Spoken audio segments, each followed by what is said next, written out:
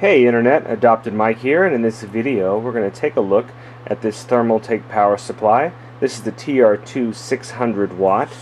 Take a look at the box closer. We have cable management optimized, and this is a Haswell ready power supply. Good supports there. We have a 5-year warranty, and it is eco-friendly. And we have a 4+4 EPS connector to support the latest Intel processors. So that's funny, that's new, but in my opinion that has been on a lot of power supplies for quite some time. But anyway, let's take a look at the back here and see what kind of some specifications that we have.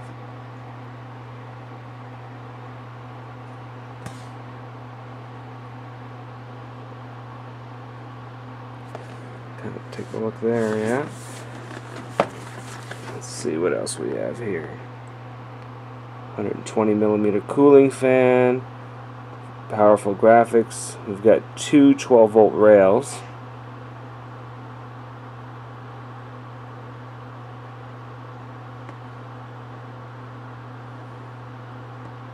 Okay, so that is a look at the outside of the box.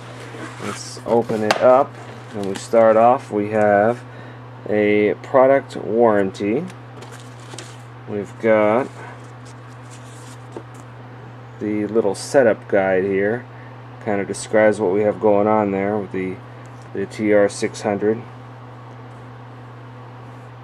We'll get into that in a minute. We have a warning label. Make sure you have the correct AC voltage. We come with a power cord. And then we have the power supply here itself. That out of the way. Okay, starting off, I was kind of expecting to see a semi-modular power supply, especially on the front there when it said about intelligent cable management or whatever. Let's see. Oh yeah, make sure we got the right voltage select up there first. Got a power switch there on the back as well too with the honeycomb. Okay, so if you mount it in your case this way, you'll see the Thermaltake logo with that would be the fan up on the bottom. And if you mounted it on your case with the fan down, whether at the top or the bottom, then you've got the specifications here. So we have the two 12-volt rails with 23 and 20 amps respectively. And then we've got the combined power of the 5 and 3.3 is 120 watt max of a full power output of 600 watts. So definitely pay attention to those amps there and make sure that that will fit your needs. Some graphics cards do need more than 20 or 23 amps, so we'll need, you may need a different power supply depending on what the graphics card needs. It's a fairly lightweight power supply. It wasn't as heavy as I was actually expecting it to be. But let's take a look here at the cables that we have attached. So we start off, we have a completely sleeved 24 pin. Let's see if I can get it untangled.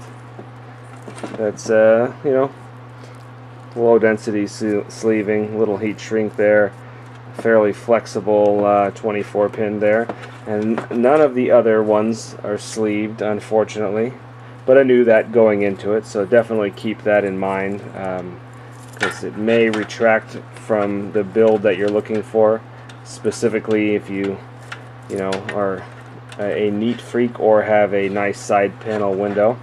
So we end up with a the 4+4 that it talked about there, and I suppose you can, yeah, I mean, it can be, you know, this could be separated out further, it feels like, by breaking that. You could probably hide one 4-pin and have the other 4-pin plugged in, so you wouldn't necessarily have to see the second 4-pin. That's what it appears. Yeah, it definitely is that you can break. Well, no, I don't think you can. I do not think you can, because the black wires are all together and the yellow wires are all together, so breaking that is not going to make, you're still going to have the 4 pins close to each other. My mistake there, I apologize for that. So let's set that off to the side.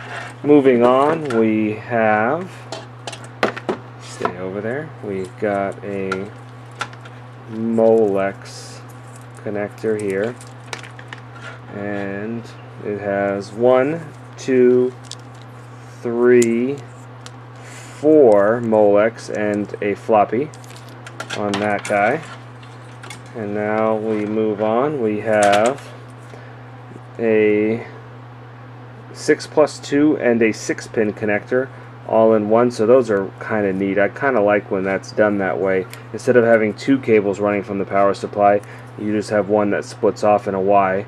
I don't know how efficient or effective it is long term. I don't know if it actually is harder on the power supply or the wiring. I suppose it depends on what your GPU you're using. Maybe in the power supplies that they separate them, maybe they're designing them to handle more. The wiring here does feel a little thinner than normal. It's very, very flexible. So perhaps you know, running, say for example, a Titan on this may not be the best of ideas, but it's hard to say. You know, it's maybe, yeah, maybe it would still work just fine. But yeah, definitely notice on the higher end power supplies they are splitting them up more than they are not. And then once we move on, we have a couple of SATAs coming off.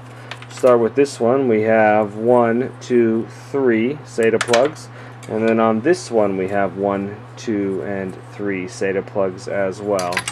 So going back, I am curious about this cable management optimized, and I'm wondering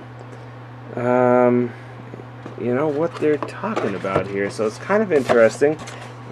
You know, I'm kind of guessing here. Perhaps, so let's try the side that's in English and I can understand it a little better.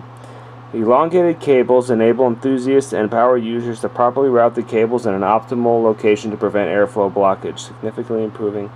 Okay, so it would have you almost believe that with this cable management that it would be modular or semi-modular, but basically what it's saying here is the wires are optimized for length and the ability to hide them and tie them in such a way. And I would believe that because they also are very flexible.